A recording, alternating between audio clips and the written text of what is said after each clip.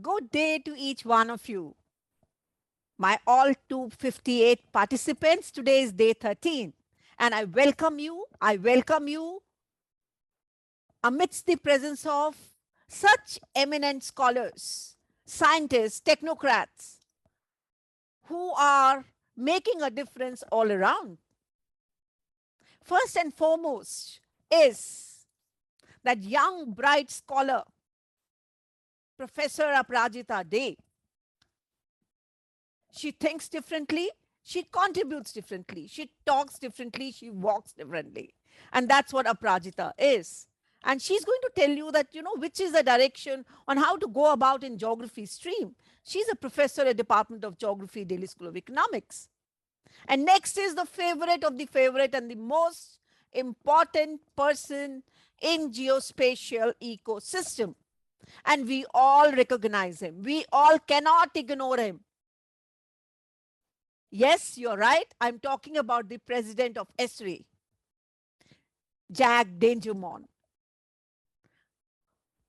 who has actually shown that geography matters, who always say that geography is an integrative science, and who always further say that content and context is the way it is delimited. It's because of geography, location. He works, he talks, his software, his industry is all about it. And today, he's going to talk to you all and definitely give you a direction. Then we have eminent Professor Benno Werlen, who has done so much for this discipline called geography. He has contributed, he has motivated people. He is UNESCO Chair on Global Understanding for Sustainability in Institute of Geography, Friedrich Schiller University, Jena, Germany. And he is there in all possible best commissions because of his contributions. And then we have that smart young lady from Gorakhpur University who's going to tell us about literary geography.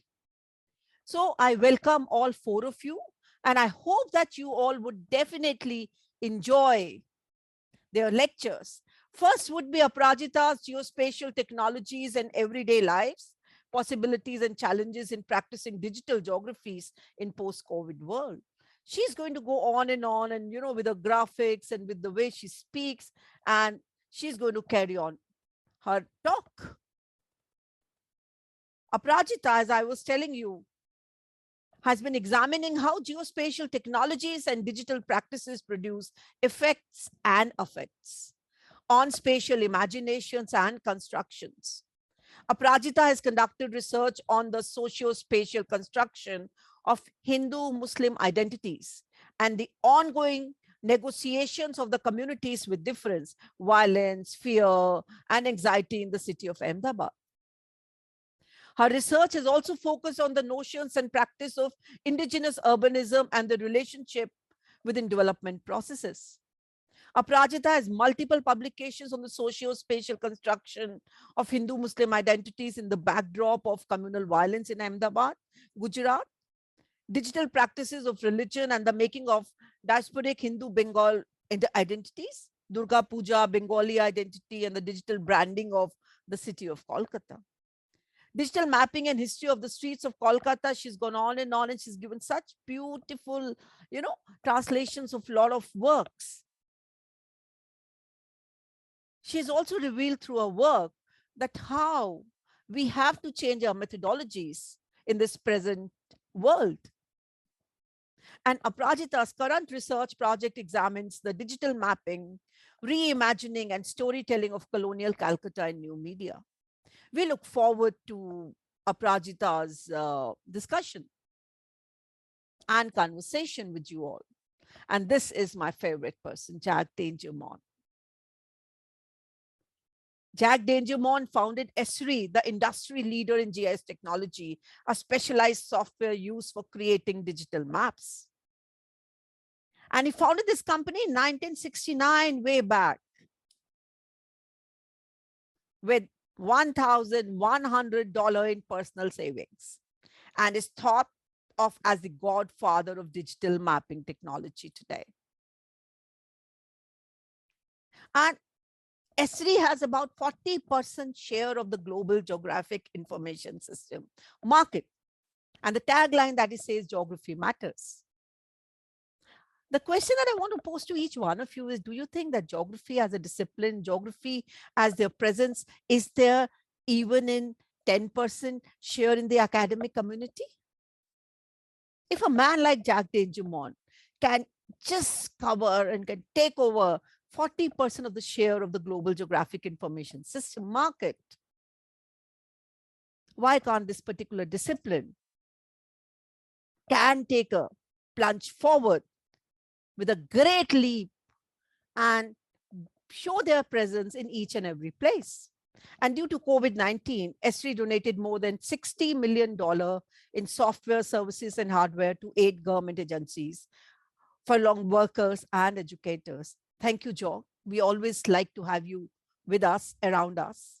Next is Benno Werlen, that professor who is making the difference, who is empowering young people, who is empowering across generation. He is a member of the Academia Europaea, fellow of the World Academy of Arts and Sciences, and the Max Weber Center for Cultural and Social Studies, and also UNESCO Chair on Global Understanding for Sustainability, Institute of Geography, Friedrich Schiller University, Jena, Germany. Thank you very much. And thank you, Professor Werlen, for sharing Jack's video also with us. We have Seema Shekhar. Just in very few minutes, she's going to talk about the poetry and the relationship of geography. You know me by now, so I am a convener of your course and of course into research and very fond of geospatial technology and very fond of all these people. And just wish that you all make use of this technology and definitely try to take the subject forward. So, welcome. Welcome, Aparajita, Jack Dangermond, Professor Werlen, and Seema to today's session. And I hope you will enjoy it and you will definitely remember that we all have to take our subject forward because that is the only thing that we all are here for. Welcome.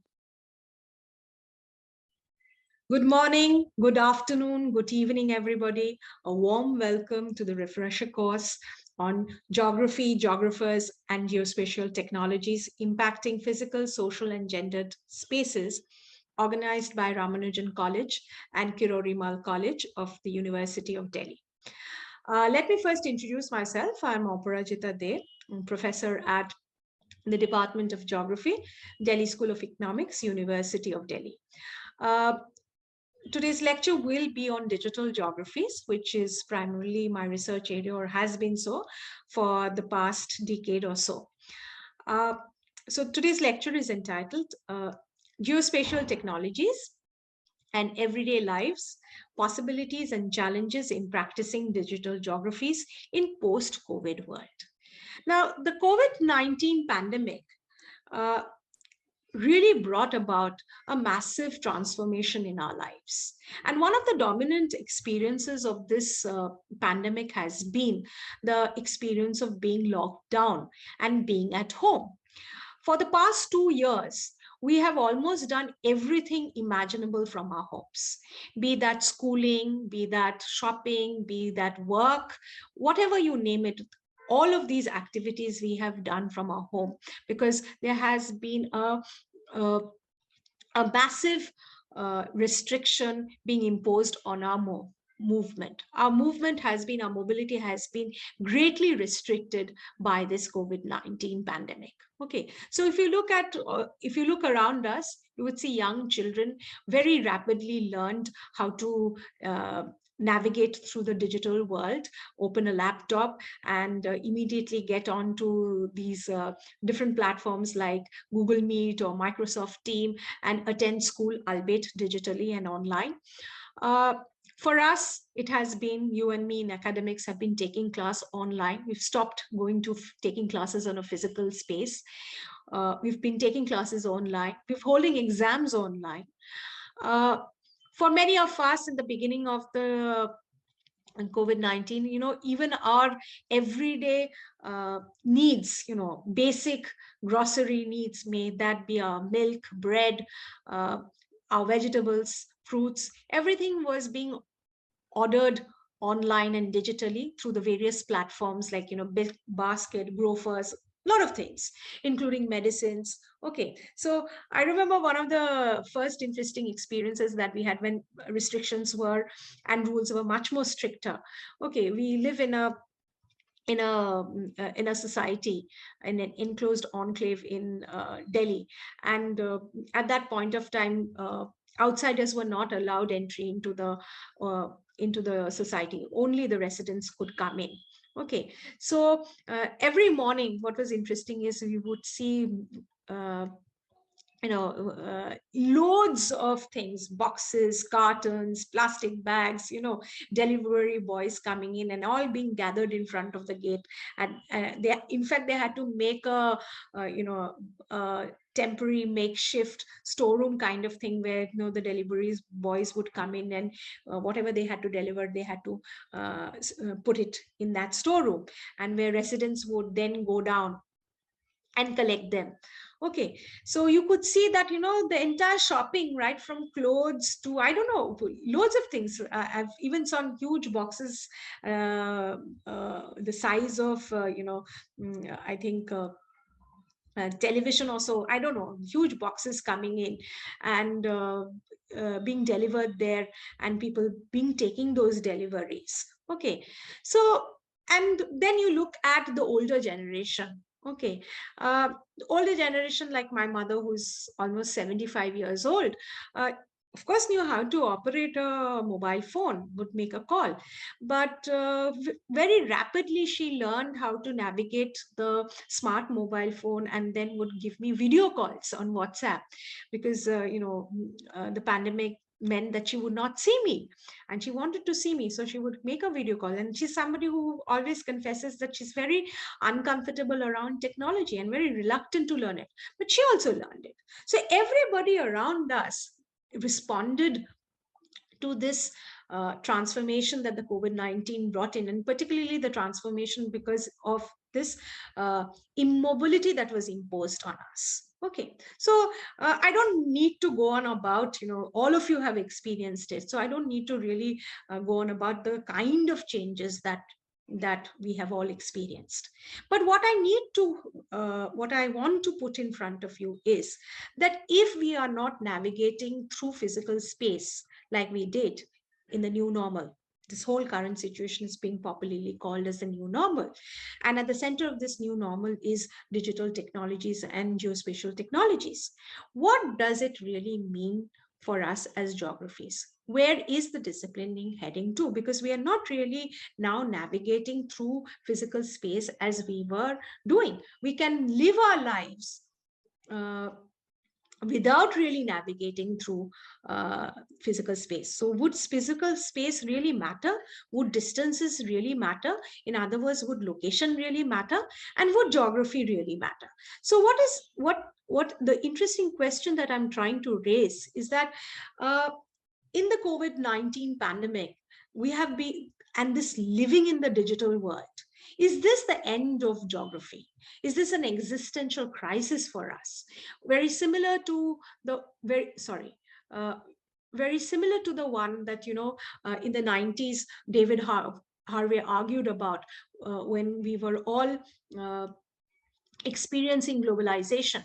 At that point of time, David Harvey said that, globalization is nothing but time-space convergence. And many geographers immediately said that this time-space convergence would ultimately mean the end of space, an annihilation of space.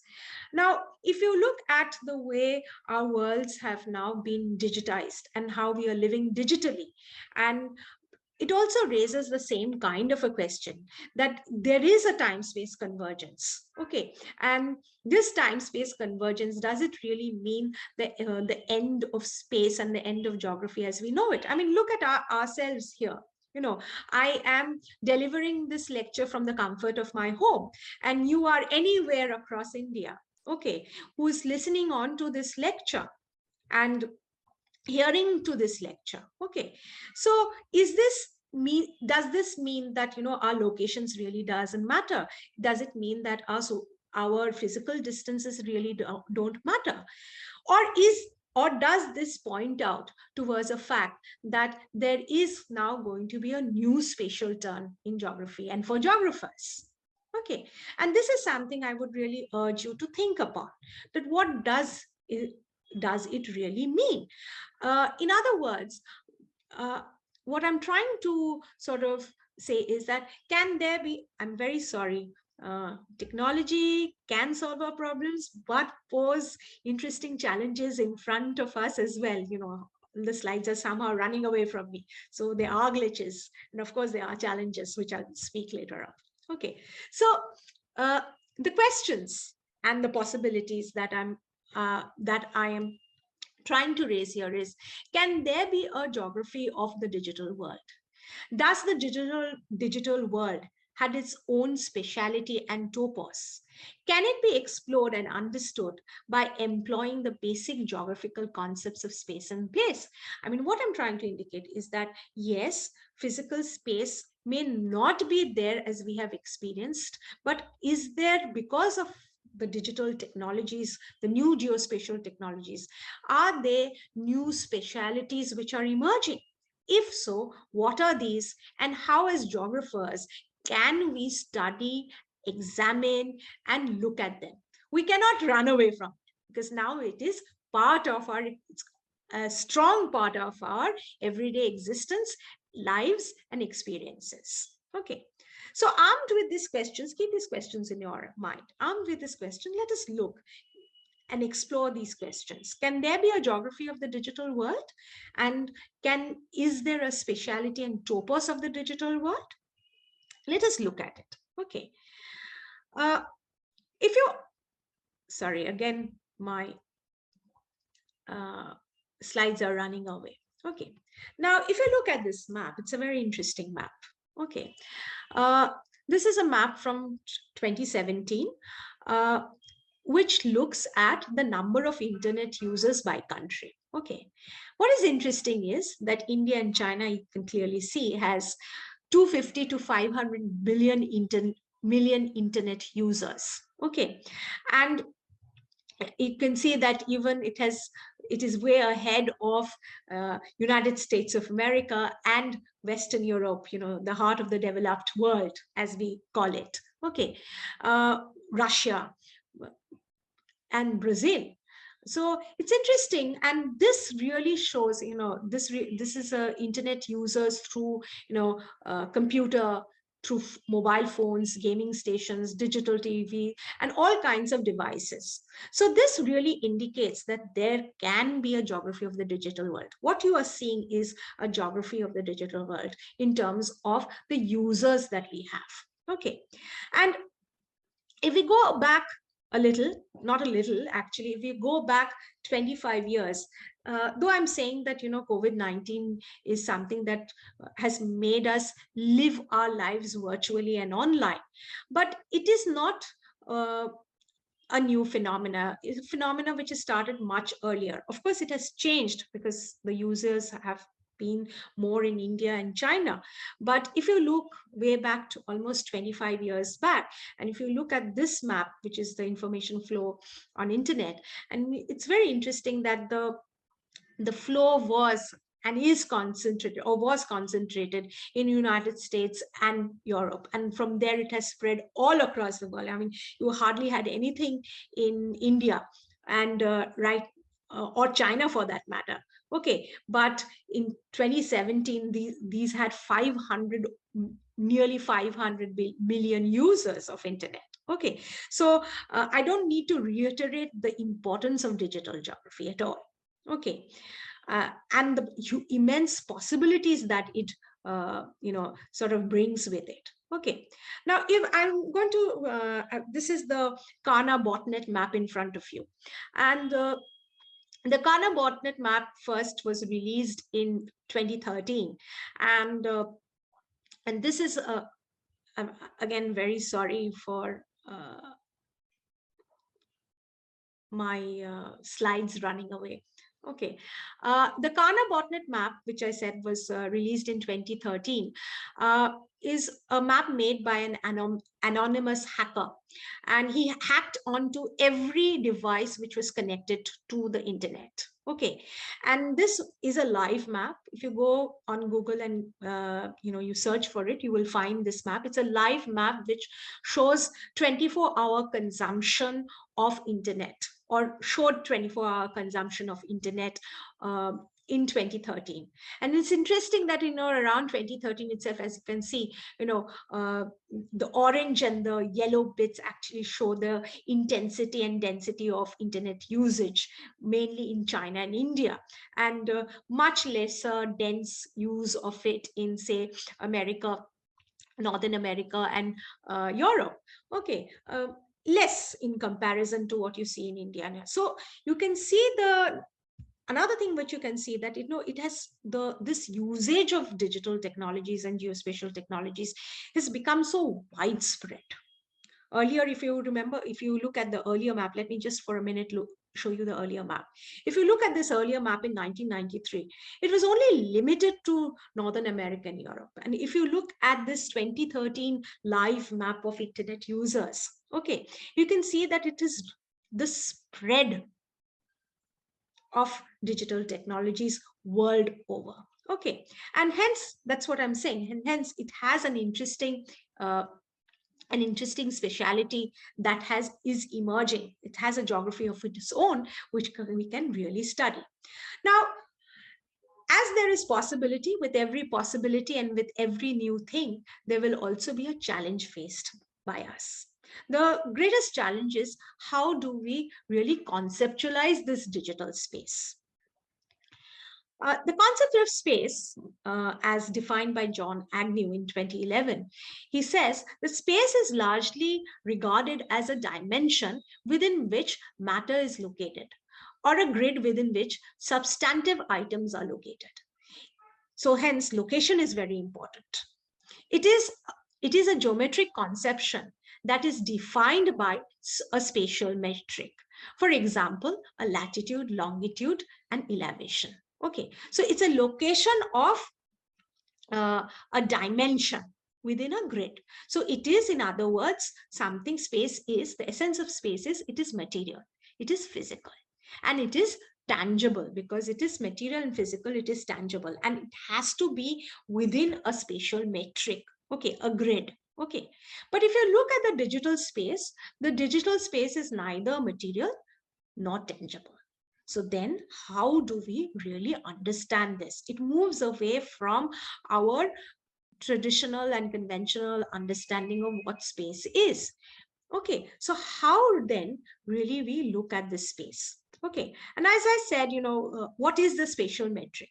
The spatial metric actually talks about location, to be located within, substantively located within a grid. Okay, a latitude or longitude. So location and distance, that's why location and distance are the primary registers of us understanding space. Okay, the primary analytical registers, so to speak.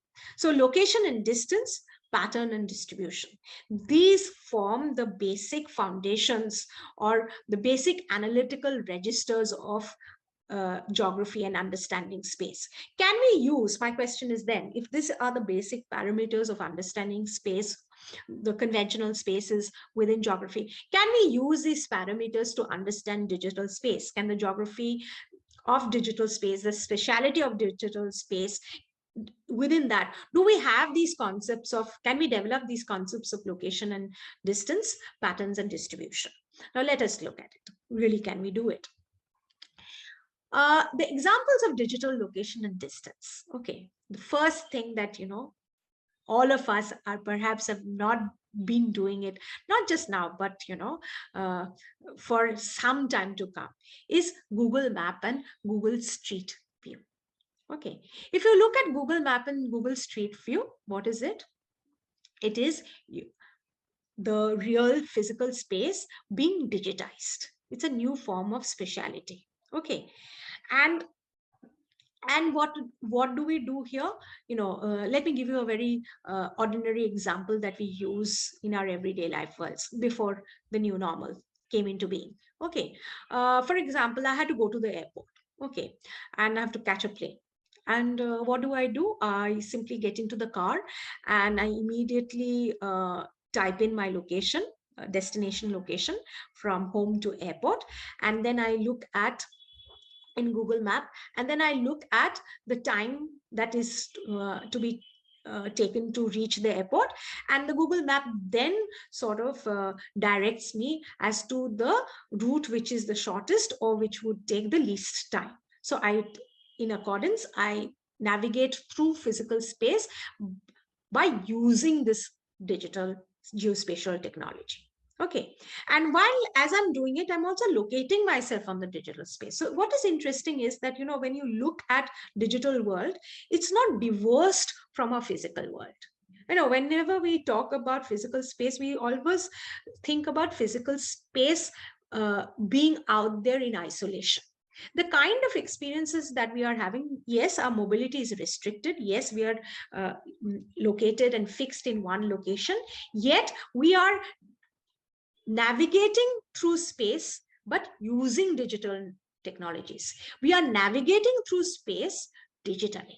Okay, so it's interesting. On the other hand, you just you need to look at Facebook, the social media platform, and it's interesting that how people would give this geotag themselves. Okay, geotag themselves in where they are, where their home is, where they're moving to, which hotel they're living, where they're vacationing, which restaurant that they are going out. And all of this has this geotagging in them. Okay, and this is nothing but where you are creating a kind of a hybrid space where the digital and the physical space overlap and come together.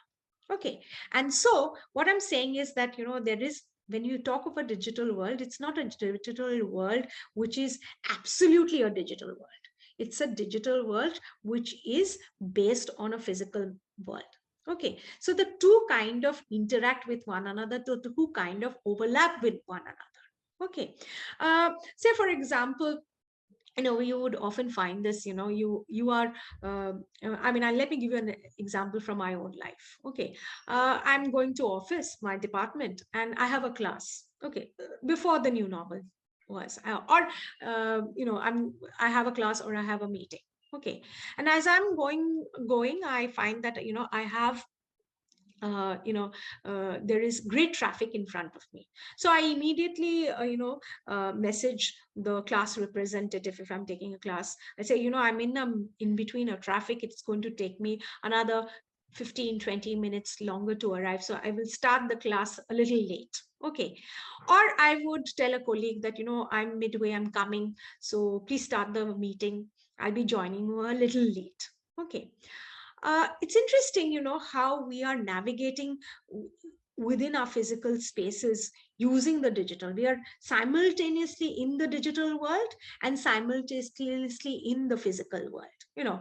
You would often find ourselves, this is a common example, I'm sure. You are at home talking with your family members, but while you're talking with your family members, you are still looking at your phone, and you're scrolling down, say, the news which has come, or you're scrolling down your Facebook, or scrolling down your WhatsApp messages that you're happening. So you see, there's an interesting overlap between these two words. Okay. Now, let me again, as I was saying, that let me go back to the location and distance bit and the patterns and distributions bit. So one is we can look at it from the Google map and the Google Street View. Second is that our digital location is tied up with something called an IP address, the Internet Protocol address. Okay. The third which we have is the country code top level domain. So for example, if you look at my uh, uh, official mail ID. Okay, you will have ade@geography.du.ac.in. Okay, so ADE, which is my name, Aparajita De, at geography, which is the geography department, at .du, Delhi University, .ac, which is academics, .in, IN. It clearly, my name and my internet domain clearly locates me in the job, me, Aparajita De, in the geography department, in Delhi University, in academics, and in India. So .in, which is the IP, which is the country CCTLD code. Okay. Then you have something called the Media Access Control address, which is the MAC address. Apart from these, identifiers which look at your geographical location, okay, your actual physical location, if the fact that you're using the internet, you're being in the digital world, but you have a physical location, these are pointers of that: the IP address, the CCTLD, the MAC address. Also at the same time, like things like Aadhaar card, driving license, or any other biometric cards, these are also digital identifiers of your location. Where you're located, where your home is, what is your official address. Okay, you as a person, your identity is created around this location and your material location, but digitized. So when we look at digitized, it does not mean that it is something which is virtual, which is not there. It is something which is based on the physical world. It's almost like a mirror reflection of the physical world. It's a different kind of representation, but albeit digitally and virtually. Okay. Now, if you look at this particular map, it's a very interesting, sorry, again, the problem of running slides. Okay. Now, if you look at this map, it's an interesting geo IP location. Again, it's a geotagging of internet users. Okay. This is a very interesting geo IP location. Now, this examines the traffic on a particular site, any website or any kind of site that you have. So this is a geo IP location tracker, IP tracker. Okay. Depending on where you are logging in, for example, I am here based at home and I'm logging in a particular site. Immediately when I'm logging in, it records my IP location, and my IP location is actually a geotagged location in the physical space. I'm there in the digital space, but it's a geotagged physical location which traces me down to my actual physical space. Okay, so what happens is that you can look at the traffic that you have from your location and your minutest location. So the location can be local, regional, state, national level, any particular, including city level. I mean, when you local, it could go down to the city level, to the ward level, to the most micro physical unit. Through the geo IP location, you can track down the user's locations. Okay, so if you look at this, it's a very interesting this. And what does the IP tracker do? The IP tracker actually locates patterns and distributions of users. Okay, and locates them on physical space through the IP addresses. It includes the country, the continent, the region, the state, the city that you are from, the direct marketing area that you are from, the zip codes, your postal codes, your telephone area codes. Okay, everything is recorded there. You just take your Facebook page, okay, that you have, okay, your profile there. It has your email IDs, it has your location, and it has your phone number as well. So you are geotagged not just physically, but through all the other communication networks also.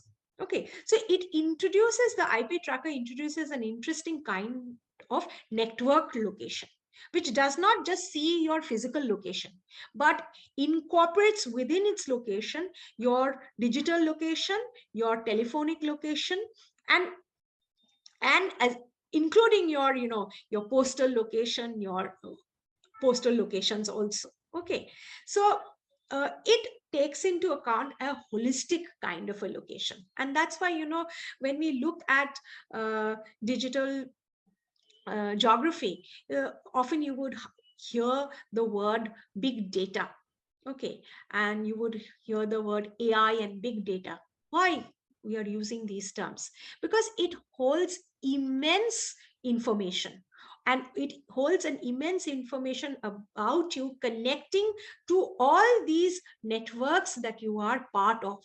So it's not just a mere physical location, but it's a network of locations that you have. Okay, your telephonic locations, your postal locations, your country, and other kinds of physical locations along with your IP locations. Okay, so interestingly, if you now look at this if you look at this map again, okay, it's a very interesting map. Okay, this is a world map of internet users, but according to domain names. Okay, and if you look at it, it's quite interesting.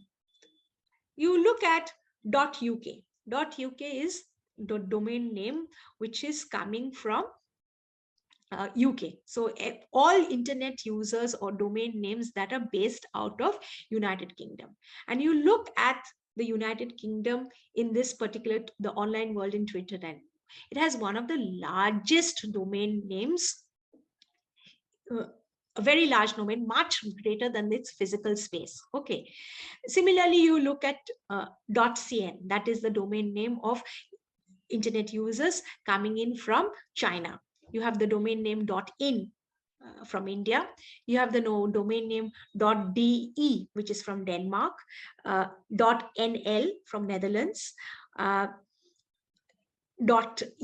which is much smaller if you look at it, the domain name. And what is interesting here is the domain name of .tk, which is Tokelau, a small island the north of New Zealand.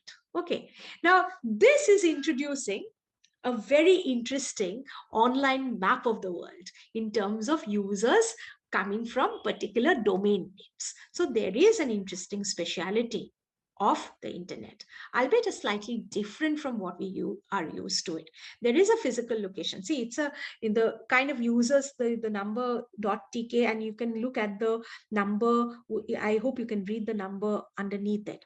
It indicates the users using this domain name, and that creates a different kind of speciality or digital speciality. Okay, so there is a speciality of the digital world also. Okay, so now if we look at, that was one parameter of looking at the speciality of the digital world based on users. Okay, now let us look at the speciality of the digital world in terms of seeing the use of platforms, different kind of social media platforms. Okay, and you can see that there is about 4.5 global internet users. Okay, and this is a monthly active users that you have in 2019. Okay, based on 2019 data. And you can look at the users in Facebook.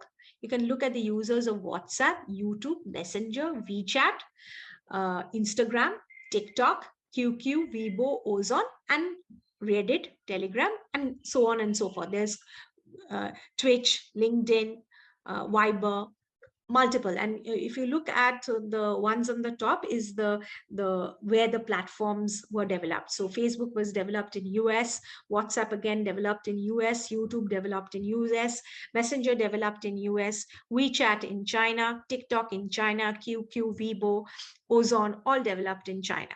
Okay, so you again have an interesting speciality of the digital world in terms of the platforms, the messaging platforms that are being used. Okay, and you can look at how the monthly users, you see a world of Facebook, a world of WhatsApp, and a world of YouTube, and a messenger. Okay, and this is a different kind of a speciality that of the digital world that you can examine and discover interesting things about it. Okay, so let me again come to you know another kind of a tracker.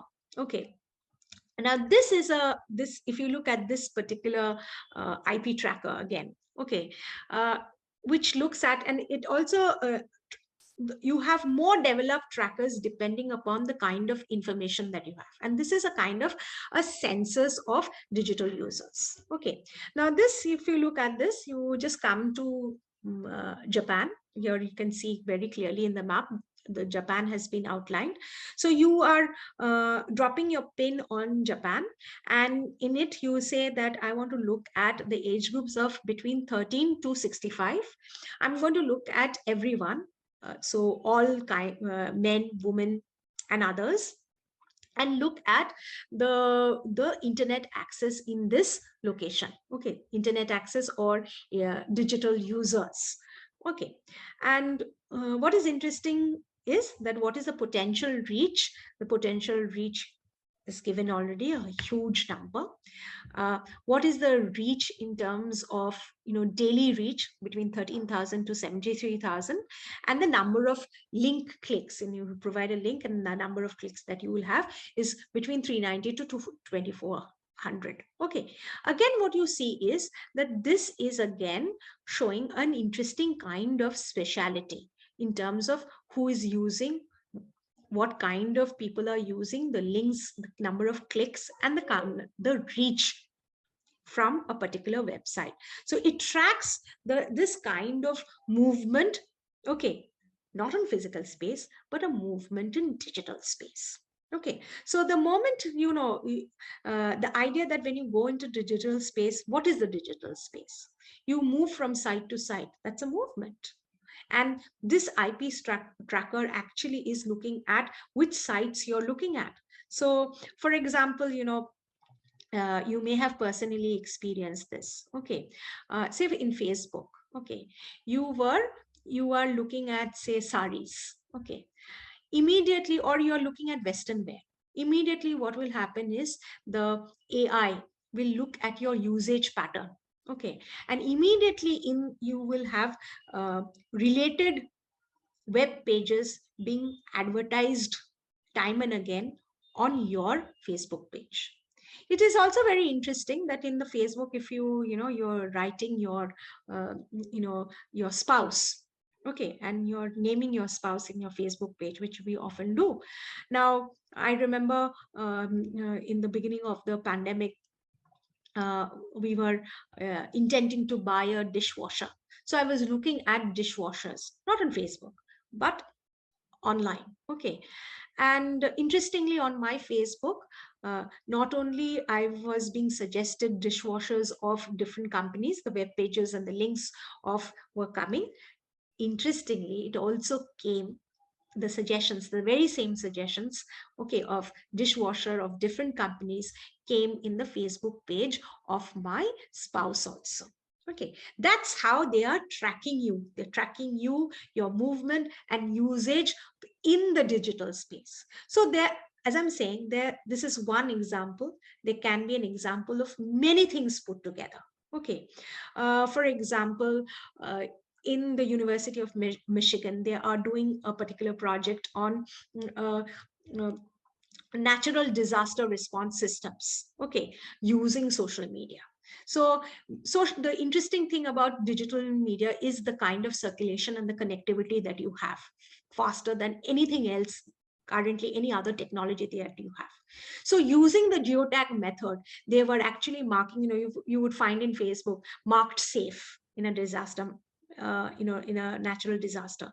So the moment you are marking safe, they are then recording that data and using the data to focus on people who are not safe, and to create a disaster response system where they can go to people who are unsafe and focus on those areas. Okay, using the geotag on social media.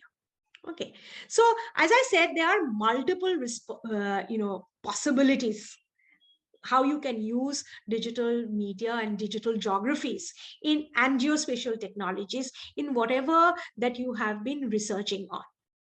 Okay, now the next part of my lecture, which I will be coming again, will be on the practices in the digital world and archive of our everyday lives. And I will now then look at how in the everyday life worlds we connect digital geography with our lives. So post the glitch, welcome back. Now let me get back to the graphic designer's mapping of Delhi. Here, what is interesting is that if you look at the map, this map actually reflects the designer's geometric experience of the colonial Delhi, particularly CP. You know, if you can look at the map very closely, the central circular part, that is CP or Connaught Place. Okay, it is this geometric experience of Connaught Place or CP that he sort of replicates as the overall experience of Delhi. So again, this brings back to the methodological challenge that I talked about, that if you look at the representation that is happening in social media, how much of it is really representative of what is the reality?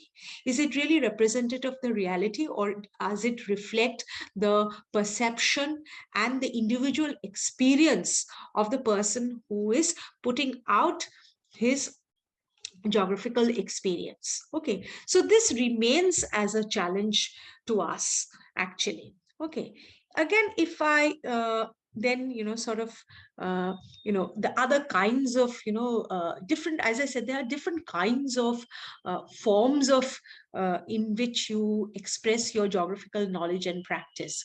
For example, in 2019, this particular WhatsApp message that you see on the screen, it's a WhatsApp message which went viral. Okay, and this is a 12-year girl who lists out a Durga Puja guide.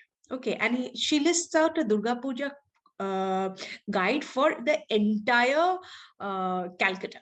And in this Durga Puja guide, she takes every locality in South Calcutta. For example, you can see the name listed on the right hand side: New Alipur, Khidilpur, Behala, Chetla, the Shoprio Park. These are the various localities in Calcutta. Okay, and when she talks about these various localities, she also lists out the Durga Puja that she wants. That is a must see and a not miss kind of a Durga Puja here.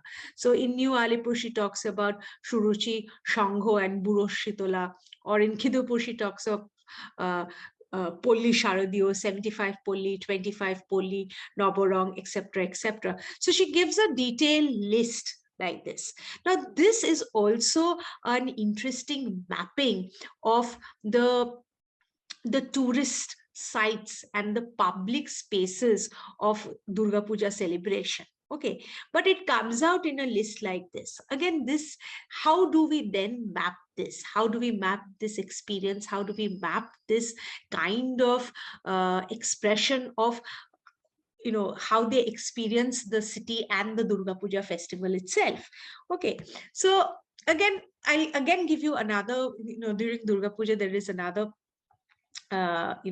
post which has again gone viral by, this was a part of an article written by Veer Sangvi, the journalist, and he acknowledges in his post, in his blog page itself, that he did not remember very well about writing it. He did write 2 articles on his experience of Durga Puja, but it was new media, or it was social media, which sort of repopularized what he wrote about it. Okay, so if you look at the narrative here, the essence of Durga Puja is that all passions of Bengali converge: emotion, culture, the love of life, the warmth of being together, the art in an artistic expression. It may be about religion, but it is about much more than worshipping of the goddess. And it goes on to sort of look at how Durga Puja is experienced during that time.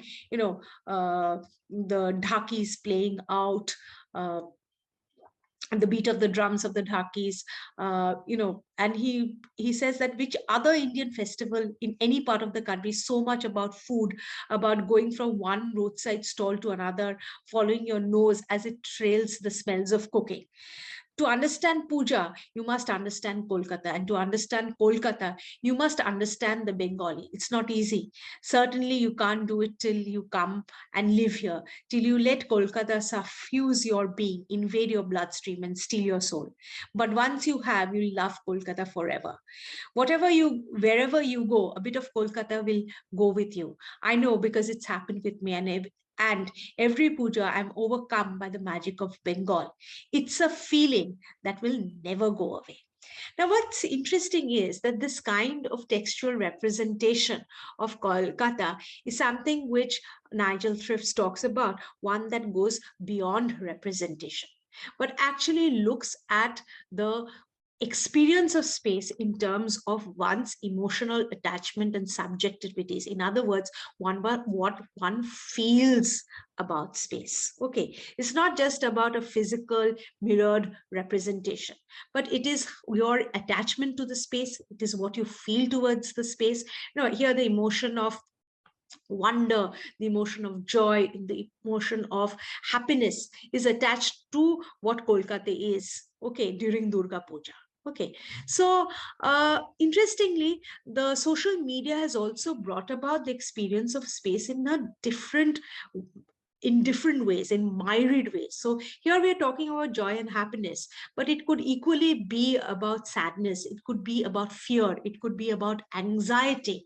All sorts of emotions and range of emotions can be attached to the experience of a place. So in other words, your entire geographical knowledge and practice is not just about knowing the exactness and the factual elements of that particular space, but it is also about how our lives are played out in these spaces, how we relate to these spaces, what are the feelings that we have felt in these spaces. So if you look at this kind of textual representation, it's an interesting mapping of the space in very unconventional manner. So these are maps of affect, these are maps of feelings, these are maps of emotions.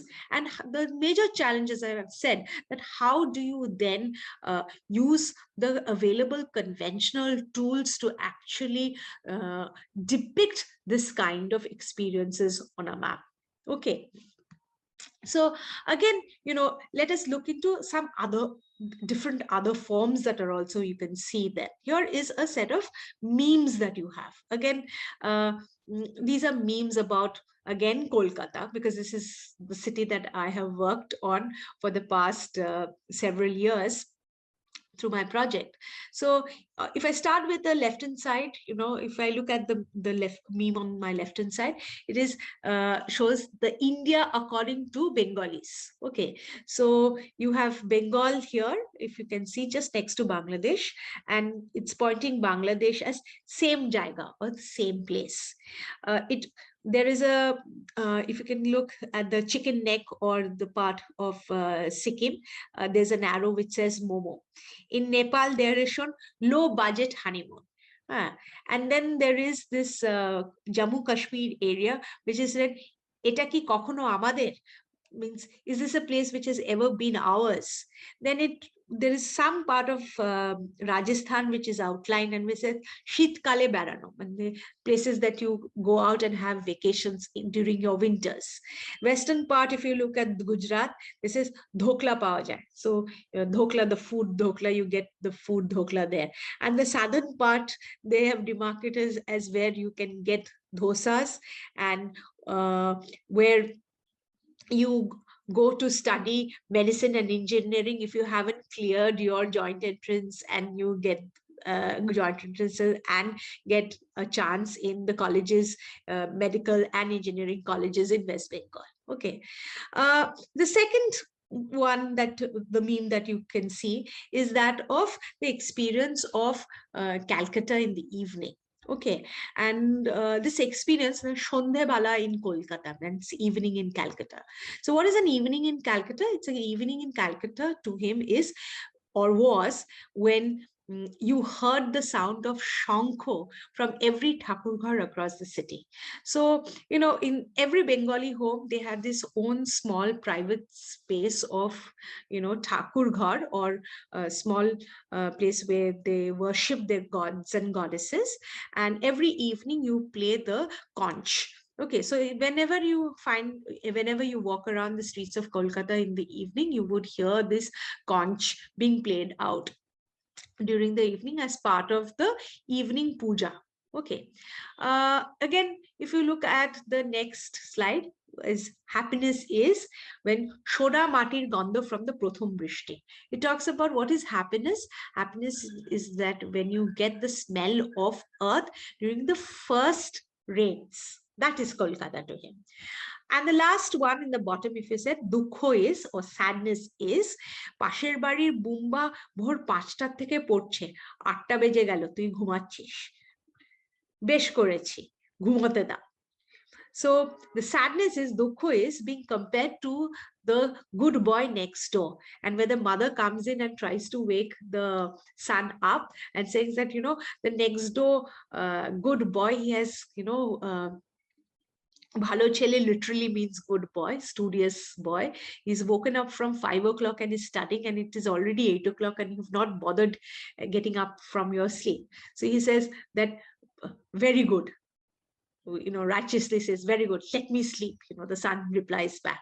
Now, this entire meme again is a set of memes that you see is by this very well-known meme maker based out of Singapore, known as the Bong Sense. It's written, if you can see in the sides. Okay, all these memes are by him, and it again captures the essence of the diasporic Bengali growing up in Calcutta, and the essence of the Bengali life that Bengali life that one has led in Calcutta. Okay, so again, this is an experience of a place. Okay, this to him is the place where Kolkata is a place to him where Bengalis grew up in a particular tradition, with particular practices, with particular cultures and particular viewpoints. Okay, so these really capture the place of Kolkata. Okay, again, as I said, the challenges here varied. How do you depict them? How do you understand them? And whether how far it is representational. Is it representation of the individual of Bong sense? Or is it true for everybody? Or it has different kinds of experiences can also be seen and understood about Kolkata. So there may be many Kolkatas for that matter. Okay, so which Kolkata is to be taken or not to be taken for that matter? Now, having seen all this, there are other methods also of looking, at the internet or the online space. Okay, and if you change platforms, so far we've talked about Facebook, YouTube, and the Instagram and memes. Okay, now what here I'm talking about is another very important instrument of understanding the digital geography, that is through the hashtags. Okay, and in front of you I've shown you the various hashtags that have trended in India. Okay, so in 2014 you can see the top 10 hashtags that was trending in Twitter. In 2019, the most popular hashtags you can see, and on your right hand side you can see the most popular hashtags in Instagram in 2019. So there are 80 most popular hashtags. Now, hashtag is again, the way, a manner of posting which talks about a particular theme. Okay, and in this theme, one can look at these themes and in general, and sort of these themes then become the basis of both quantitative and qualitative analysis. So you can go both ways, and that is the challenge also. When you go quantitative, it is big data that you are talking about. Okay, which is again something that we geographers really need to get into and understand in order to understand digital geographies. On the other hand, you can also look at it qualitatively and unpack this qualitative understanding of, what particular hashtags become popular, why they become popular, at what point of time they become popular, and what kind of these hashtags are representative, as I said, of the speciality and topos of Twitter, and Instagram. Okay, so they form their own topos reflective of what is really trending. Okay, if you open Facebook, they will say trending. Okay, so it gives trending reels, trending news, trending topics, trending themes, at what point of time is really being discussed and going viral online. That would also indicate the way societies think, the ways, the issues and problems about which the societies are concerned, the issues and topics that we as people are really expressing ourselves and talking about. Okay, so these are, as I said, it's indicative of, it's just indicative or suggestive of some of the issues that are at hand, and some of the ways of examining the speciality of the digital world that we are currently living in. So with that, I hope I have shown you ample possibilities that are in front of us, and simultaneously the challenges of dealing with it. So, but I hope the challenges does not discourage you, but open ourselves up to a new world of understanding geography, to a new world where actually geographical knowledge and practice is expanding, and not to be seen, very interestingly, not to be seen as binaries between what is real and what is not, but actually to see it as an overlap and intermixing of the virtual and the online. In fact, the online digital world can be theorized as an extension of the physical world. An understanding of the physical world, and how we actually negotiate and navigate with it in our everyday worlds. Okay, so it expands the scope of geography, and it also sort of, to end my lecture, it does not really mean that this is the end of geography, but it rather means that geography is actually there everywhere, but it is only for us to see it through different perspectives and different lens, and use interesting, innovative ways of seeing, understanding, and depicting geography and maps, cartography, in whatever way that you want to explore and understand it. Thank you very much for watching it. I hope I have not put you off to sleep like the old man here, which is again a part of an everyday Calcutta. We're all a bit lazy. I'm, of course, a Calcutan myself, a bit lazy, who likes a little siesta in the afternoons or any time of the day we can catch a couple of wings.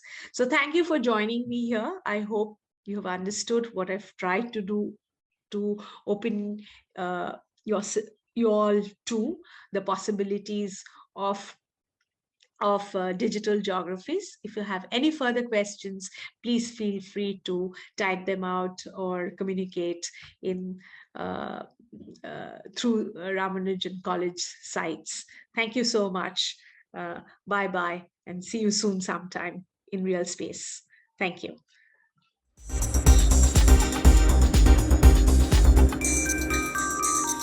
Hi, my name is Jack Dangermond, and I appreciate the opportunity to speak with you for a couple of minutes about this incredible vision of an international year of global understanding. When Professor Werlen first approached me, I got very excited about this notion. And I suspect, just like all of you here, you personalize the notion of a global year of understanding to your own field. And that's certainly what I did.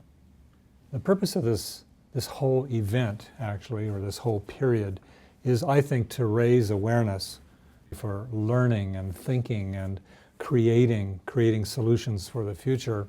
Also, creating relationships between me and you and you and you and all of those sorts of things.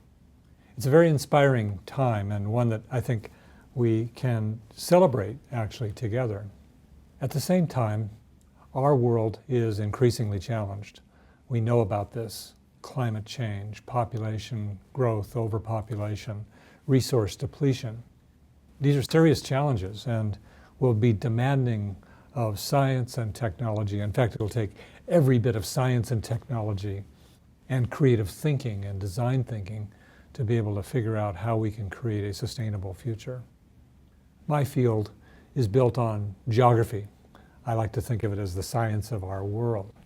It sort of brings together all the other sciences from A to Z, archaeology to zoology, spatializing them and integrating them.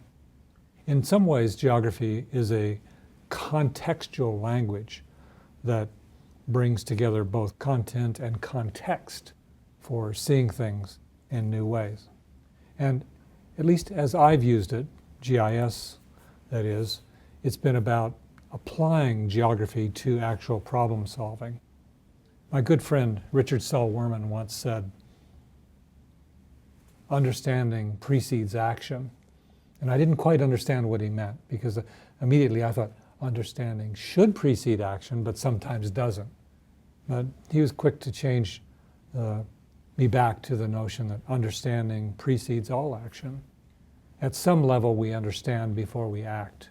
And certainly the role of science and the role of so much of what you do is to contribute to that understanding. This picture actually shows how my work actually contributes to that field in various ways.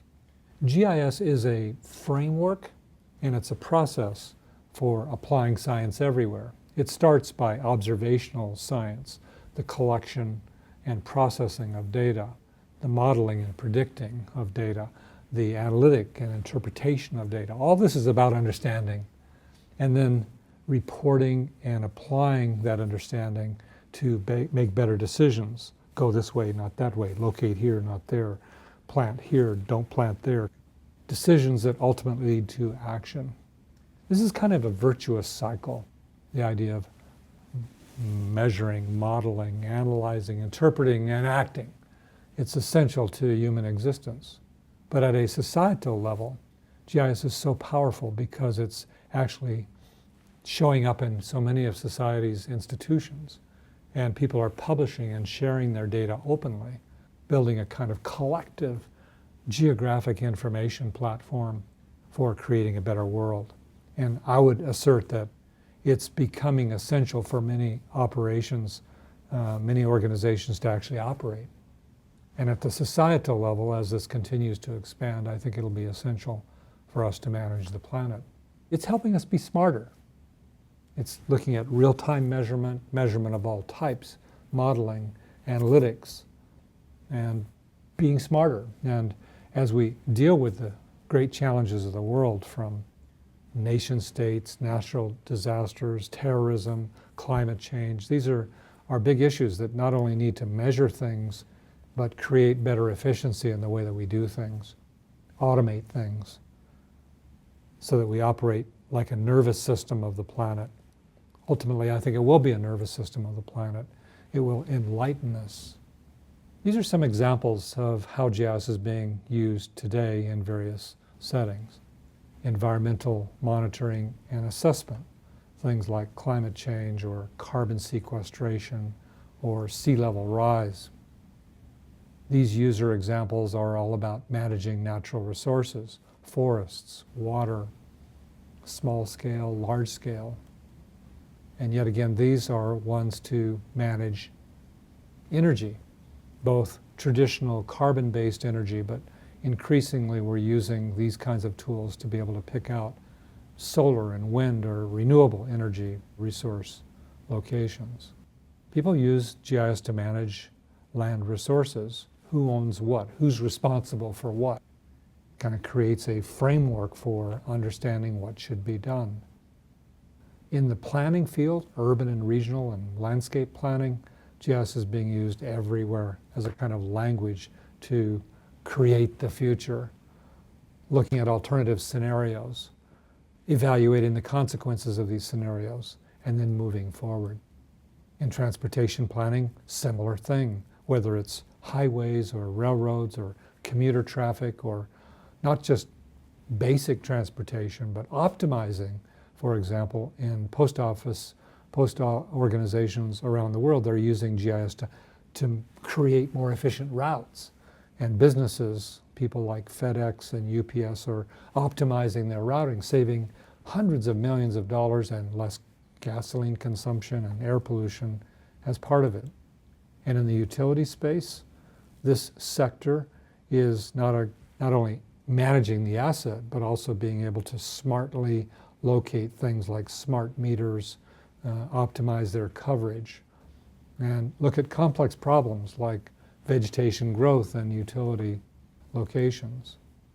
This world is also moving into the micro space. Micro, here I mean buildings, campuses, being able to optimize space planning and build smarter cities that are more responsive to what people need and want.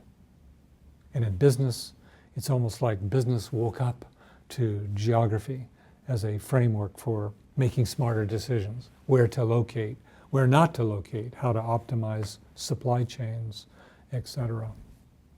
And in human health, oh my goodness, last year Ebola was stopped because of geography as a frame, being able to understand how to quarantine and locate and allocate hospitals. And this is not true in just one disease, but across all diseases. And the addressing of issues that are social issues like infant mortality or child maltreatment, this science frame, through its visualization and analytic power, is helping make better decisions. It's making the world a safer place, looking at where bad guys are and tracking them, optimizing locations of fire stations and police, and in the whole migration that's occurring from Syria and North Africa to Europe, it's looking at tracking them and rescuing and helping them address where best to locate in the future. And responding to natural disasters, increasingly occurring on the planet, everything from weather disasters to droughts to earthquakes. It's my sense we are entering a period where science will be more important and where geography and geographic enlightenment is emerging as a kind of language for being able to understand things.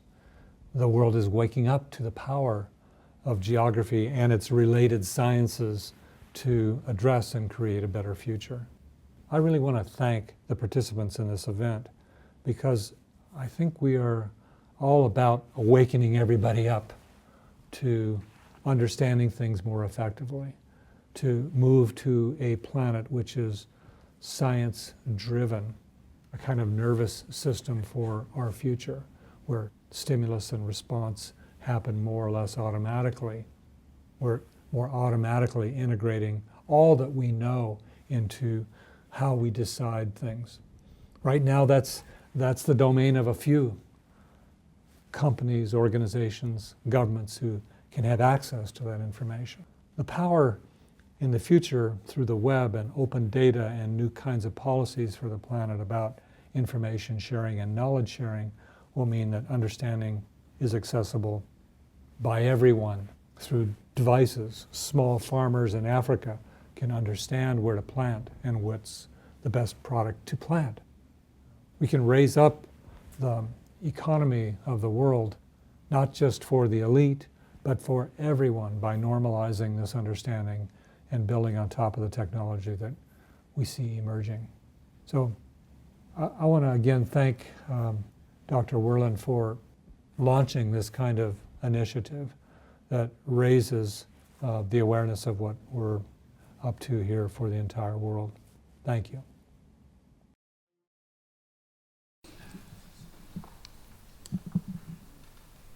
Ladies and gentlemen, dear colleagues, dear President, dear Professor Klaus Töpfer, dear Carlos, ladies and gentlemen, when the probably most famous PhD student of this university, Karl Marx, pointed that human beings are only set themselves such problems they can resolve, then he was, at least in this point, not totally correct.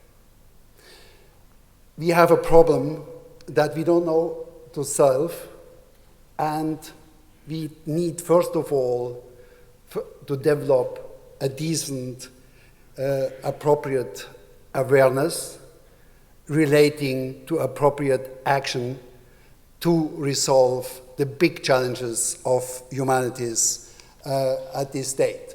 And this is, of course, global. What I said in the introduction is that we need to create an awareness of our situation. And this is to understand our everyday life in the relatedness to global conditions. And if people don't understand that, they get insecure, they get shattered, they are suffering, and if people are insecure, they are looking for safe grounds, and safe grounds for most people is the national condition. So they are hanging to backward-oriented solutions, so-called solution strategies, as we can see them by political leaders around the globe, and even in Germany, there are some repercussions on the date. I want to illustrate this on the basis of an example developed by Gordon McBain to show how local life and global conditions are interrelated. What we are facing are the consequences of the Industrial Revolution. Modern society is based on a high degree of a division of labor, and the division of labor leads to a specializing in production processes, so people have to commute every day and to travel over big distances. And for this, they use the means of transport at hand, and all of them, or most of them, are based on fossil energy, creating a big amount of smoke pollutants. We can say that smoke pollutants are a local phenomenon, but the pollutants stay there only 5 to 10 days, but this constellation is very harmful for many people on this planet. We can say officially that per year, 3.3 million persons are dying from effects of air pollution, and in 2016, a total of 9 million people died of pollution according to the WHO.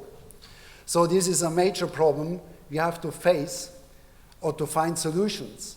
So the smoke is transforming into carbon dioxide, and carbon dioxide is mixing around the globe in 2 to 4 years and stays in the atmosphere for about 100 years. So every little particle we are giving up to the atmosphere on the basis of fossil energy will stay in the atmosphere for 100 years, and this is one of the examples how local action, how local garbage becomes a global garbage. So what we need is a global understanding, and this is a new human condition. We need to understand how our life is embedded in global processes in the biophysical as well as the socio-cultural and ecological direction. What the IYGU, as the new approach of IYGU is not to focusing from the environment to the society, but also integrating the cultural dimension. And if you want to do that, and if you want to go back to the dreadful theories of culture of the 19th century, then you have to focus on culturally embedded local action for global sustainability. So the departing point is not nature, but the actions of people, what people are doing, and the human body is part of nature, therefore is the interface of the so-called nature-society interface. So if you look at everyday practices and looking at their biophysical condition with their bodiness and the natural condition, and the social-cultural embeddedness, and the linked connections of the local activities with global processes. So we have 3 interfaces to address the local and the global, the social and the natural, and everyday life and science. So most projects have the interface of nature and society, just the other way around, and of science and everyday life. So the idea is that science learns to speak in everyday logic of activities and to reorganize scientific knowledge, not only in the disciplinary specialization, but in the logic of everyday activities.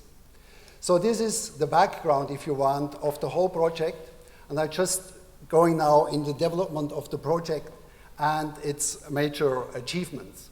So in 2010, of course, we just had the network of the IGU member states as partners. In 2013, we already established this number of regional action centers across the globe. The black ones are the ones we already had a contract, the red ones are the ones we were in negotiation. This is what at the point we got the UNESCO resolution on IYGU. During the 2016, the network of the regional action center become much more denser and much more active. So we had at that point about 30 to 35 contracted and 10 to 15 in negotiation.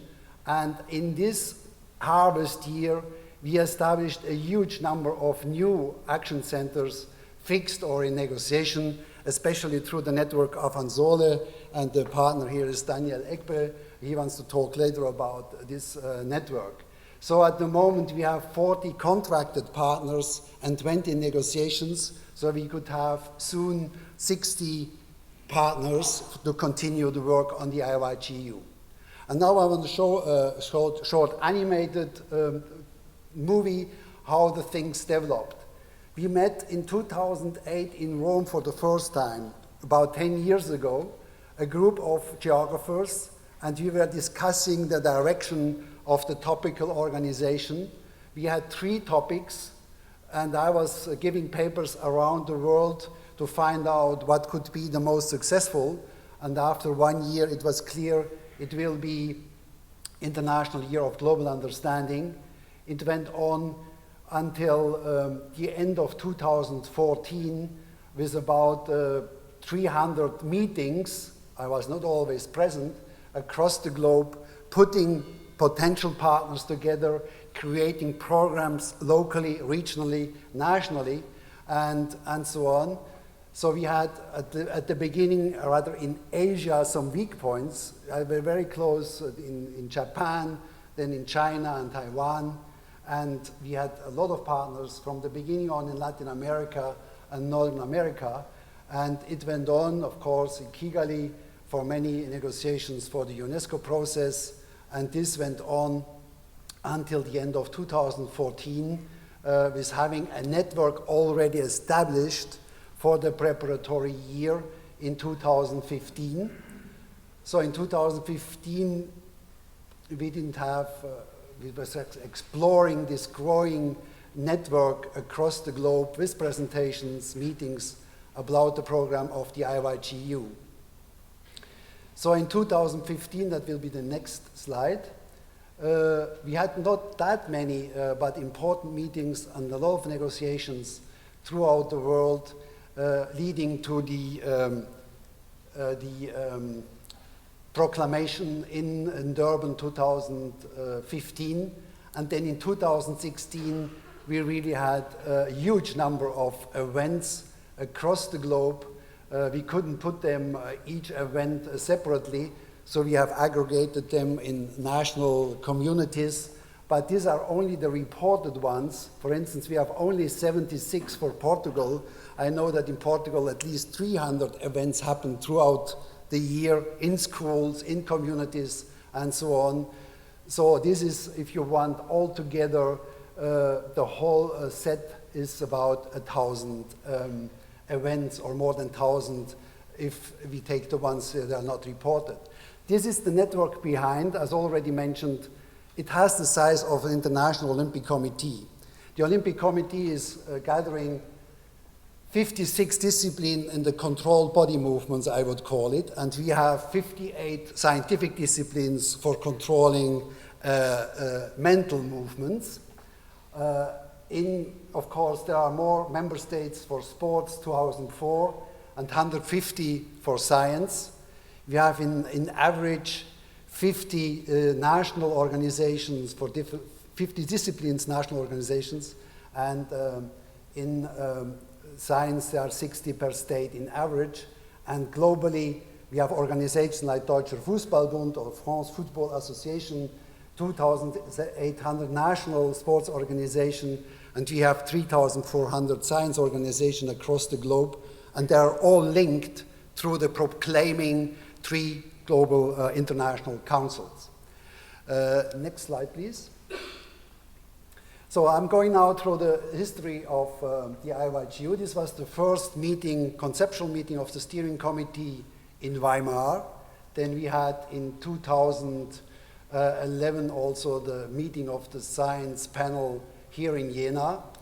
At the end, we fixed a program that was put together in one leaflet in several languages, and then also in the program translated in all official UN languages: Arabic, Chinese, English, French, Russian, Spanish, and in addition Portuguese and German.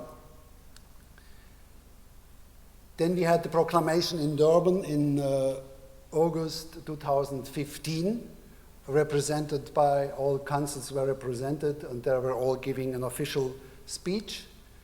And then we had the official opening ceremony here at the Volkshaus in Jena, February last year. Then we had all the national opening ceremonies here in Beijing. That was linked also to a stamp exposition at the height of 5,400 meters on the Himalaya, Mount Everest, Basic Camp number 1. They wanted to have to celebrate global sustainability issues in 2016 and addressing that to the Chinese public with a very strong TV coverage. And they produced special stamps for the IYGU, even one for global understanding for sustainability. And in Portugal, there was a whole set also of stamps for the national postal offices in 2016. Then we had all the opening ceremonies. This is in India, this is in Riyadh, celebrating the IYGU and the program. Then in San Francisco with the members of the IAG and Jack Dangermond from Esri and the director of the National Geographic. Then another one in Brasilia for the Brazilian activities. We were informing throughout the year, every 2 months, in a newsletter where all the major events have been put together. We're using all the social media. And we had different actions then, for instance, in information linked to science. It's a wonderful example from Taiwan, where the Geological Association was informing the people how earthquakes are affecting their houses and how they have to build the houses that the next earthquake will not destroy the whole settlement and so on. So this was a national action on the IYGU starting from geology. The next one is then we had a big information campaign in Rio de Janeiro with Klaus Töpfer as one of the key speakers there as well, organized by the Brazilian Chamber of Industry, and this was disseminated then to all state centers of the Chamber of Industry, talking about new sustainable production forms and so on. This was reported in the biggest newspaper of Brazil, or one of the biggest one of Globo, with more than 1 million readers every day, and we had 6 pages of this. This is something that also happened in Brazil, but couldn't conclude. We had a memorandum of understanding prepared with the Olympic Games in Rio, and it was intended to speak to all national delegates there. and to all athletes in respect of global sustainability and to bringing it back to their countries, but unfortunately it didn't succeed. Then we had just some information processes, Neue Zürcher Zeitung Sonntag-Ausgabe with 500,000 readers, Frankfurter Allgemeine Zeitung with 2 pages, also in the Sonntagszeitung with 1 million reader. Then we had several radio stations here in Germany collaborating, and OTZ, the local newspaper, had every week one example, thinking globally. So it was a small, but every week on the weekend mission there was one article on it. We produced 3 open access Springer briefs. This is presenting how our lives is globally interconnected by eating, drinking, surviving, working, housing, urbanizing, communicating, networking, and interacting. Walter Spies, one of the authors, is here present, and the other ones are Peter Jackson and Farhana Sultana from Bangladesh as for eating and drinking. Then the most famous geographer, researcher on the urban, Jenny Robinson, Alan Scott, and Peter Taylor, and Margaret Robertson for communicating. We had 40,000 downloads so far. If these contents are taught to 10 students in class, we have 500,000 that are already in touch with that. If they have a normal size class of 20, 25 people, we have more than 1 million, and if you take 100 students told by the same teacher, there will be 4 million students that we are embedded in that process. Then one of the big projects was the story map competition. Story map competition was linked to the books already produced, Everyday Life in Global Connection, together with Esri. And we had in several places around the world, we had seminars, people and local communities were told about the potential of story map designing. And in all GIS days, that's Geographical Information Systems days, also presented in Geoinformatics here in Jena. We had also, Alexander Brenning was also organizing one here in Jena with his people. And there are thousands of them around the globe getting millions of people addressed by this issue, and they were presenting this topic. The first winners is one from the University of Colorado at Boulder. That's a fantastic thing. You can have a look at it at the website. And one from Taiwan on the housing marking Hollywood in Taiwan. Then we had in education the Erasmus Mundus program in Massau over 3 years with 12 European universities and 600 participants from all over the world, global understanding and landscape management. Then the cooperation, as I already mentioned, on solar network for solar energy with 40 African partners. This is still on the way to be established. And the plan is to establish a global network of master programs on global understanding for sustainability.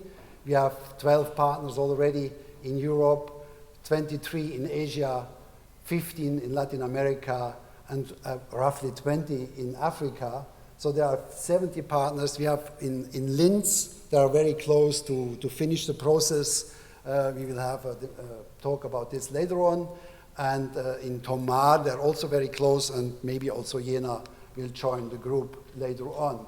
Then the cooperation with the Mahatma Gandhi Institute for a program for the 21st century contemporary compassion and collaborative young leaders.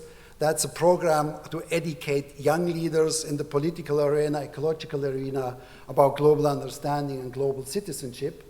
The program is very close to be fixed, and hopefully the first course will start in April next year in Ahmedabad in India. Then we have competitions in drawing. This one in India with more than 100,000 participants. Think, eat safe, reduce your footprint. Then other ones on the global interconnectedness in a very artist way, and also the communicating network, all the imaginations of young children in India with more than 100,000 competitors. We also had one here in Thüringen, Lionel Feininger Gymnasium in Mellingen.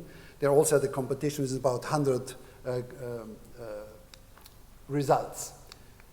The next one, please. Then we had access to the artist world through arts and music, pop and rock festival Glastonbury, with 180,000 participants.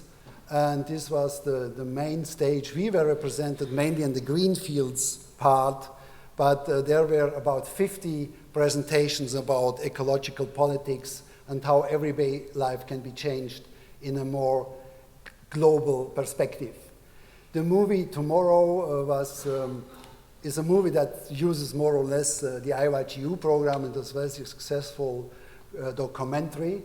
And one movie was done specifically, Global Understanding Ethnograph Film 2016. Then the Art Center, Margalit will talk about this in more detail, so I skip just briefly over this. We had, Margalit had projects from all over the world. She will present some of them later on. And this, I think there were 150 art projects that have been part of the process in all types of arts, delivering new views of nature. Then, as I said in the introduction, IWHU is mainly about changing people's way of thinking. And before Future Earth was established, the key player of Future Earth have been member of IWHU for already 3 years. When I was giving my presentation at ICSO in 2010, then the big project was Global Challenges of the Earth System, and was strictly for the natural sciences.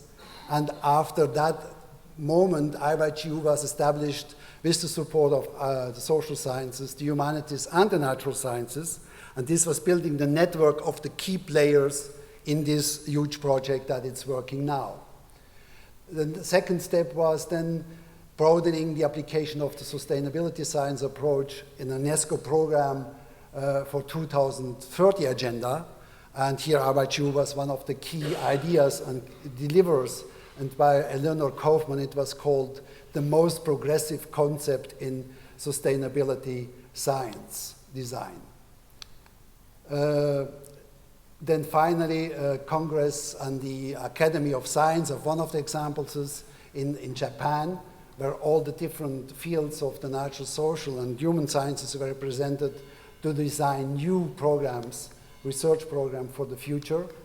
And finally, the next one, the merger of ISSC, the social sciences, and the natural sciences in October in Taipei, with all the key representatives of the social sciences.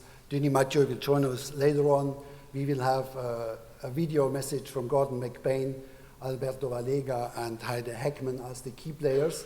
And I would say this is maybe the most sustainable impact of the IYGU, making people to think for different ways of cooperation. And I think one of the biggest things is this last one, to call the World Science Day as the Day of Global Understanding, published in the highly respective science journal Science on November 10th. So this is a little bit of the events we had throughout the world and the basic ideas of the different projects. Thank you very much for your attention. Namaskar, this is Seema Shekhar from St. Andrew's College, Gorakhpur. First of all, I would like to congratulate you all and my wishes for the convener of this program, Professor Seema Aparajita, and the entire organizing committee, all the participants of these 2 weeks refresher course. I am happy to be the part of this. Today I will talk about the impact of geography on literature. See, I am a person from literature, so it will be my privilege if I am able to establish connectivity between geography and literature. Literature, all of you understand, I think, is a mirror to society. It reflects society culturally, socially, historically, and geographically too.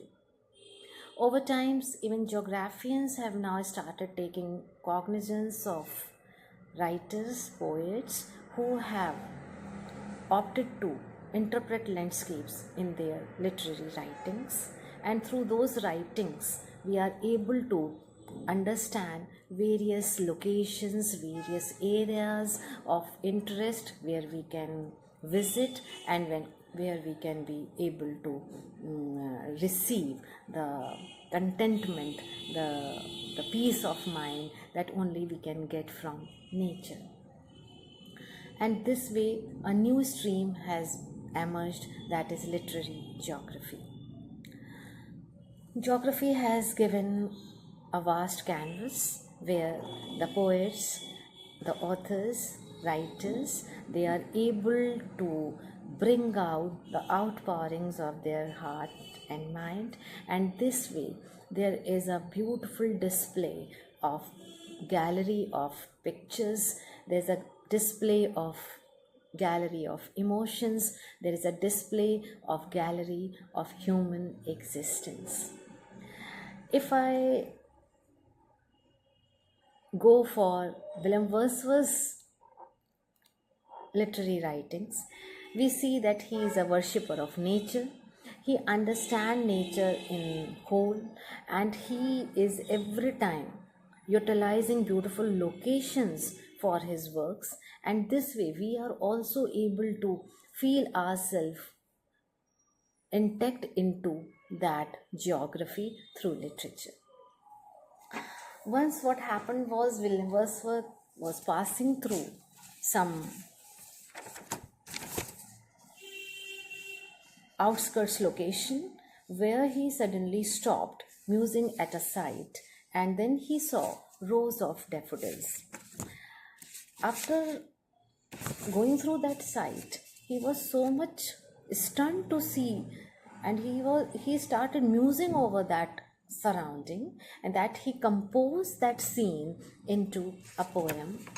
I would like to share the lines with you all. I wandered lonely as a cloud. I wandered lonely as a cloud that floats on high over vales and hills, when all at once I saw a crowd, a host of golden daffodils. In the same poem, he says, 10,000 saw I at a glance. 10,000 saw I at a glance, tossing their heads in sprightly dance. You see the vibrancy of the sketching of the natural scene. The natural site has this much potential that all the readers, they crave to visit this location as to where such beautiful daffodils are blooming, and how we are able to be enriched with this intuitive knowledge, with this divinity that is showering on the atmosphere, and we are not away from it just because the literary writings, they are giving us an opportunity to be one with. So this way, after visiting into the garden of daffodils, I would like to take you into the garden of rhodoras. Rhodora is a rare flower that is bloomed in a desert, in a very desolate area, and thanks to the poet Emerson, who took us to that place, to that geographical location where such a beautiful flower is blooming, and then we see that geography has no boundary, as it is boundless as literature has no limits. It is limitless. So the poet, American poet Emerson, he is a transcendentalist poet. He came across the place, a site where he found the blooming of a beautiful flower. That is a rare flower, and even it can easily compete with rose. It's so beautiful. But the irony of its destiny is that we people don't see this flower. But thanks to geography and literature, that we are able to reach to this flower through literary writings, imaginative faculty, and through our pure visions. And again, I would like to share some lines from the poem Rhodora. In May, when sea wind spears the solitudes, I find the fresh aurora in the woods, spreading its leafless blooms in a damp nook to please the desert and the sluggish brook. Here the poet tells about the beauty of this rare flower and addresses the plant, asking of sages as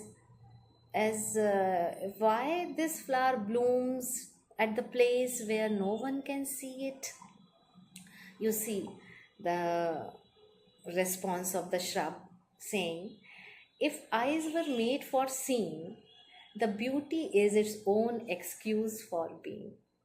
Such a strong expression of flower that makes us bound to think about as to how much in abundance the beauty is prevailing. But because we are ignorant about such things, we are not able to receive those things with the same gravity as they are present in the universe. So we see the poem Rhodora is taking us again into the context of location of New England. All the readers are desirous, they crave to just visit to this place, and this way the friendship of geography and literature is intact. Now I would like to tell you something about the faculty of brain, how it is connecting to the natural elements, nature, like Emily Dickinson. She wrote a poem. She is an American poetess. She wrote a poem, The Brain is Wider Than the Sky. Now see the depth and height of the expression that the poetess is trying to sketch onto the paper, onto the page, where she says, the brain is wider than the sky, for put them side by side, the one the other will contain with ease and you beside. Means if you are putting and comparing brain with the vastness of sky, you are nowhere understanding that the sky is wide but the brain is wider. The same way, in the same poem, the brain is deeper than the sea, for hold them blue to blue, the one the other will absorb as sponges buckets do. And in another lines, the poetess is just trying to compare the capacity of brain, the potential and vibrancy of brain with the depth of the sea. And then she says that the brain is deeper than the sea. So here there is a contrast of literature and geography, the geographical elements and literature and human being. This way a triangle has been made, and a beautiful synchronization of all three is what we are the product of. Thank you.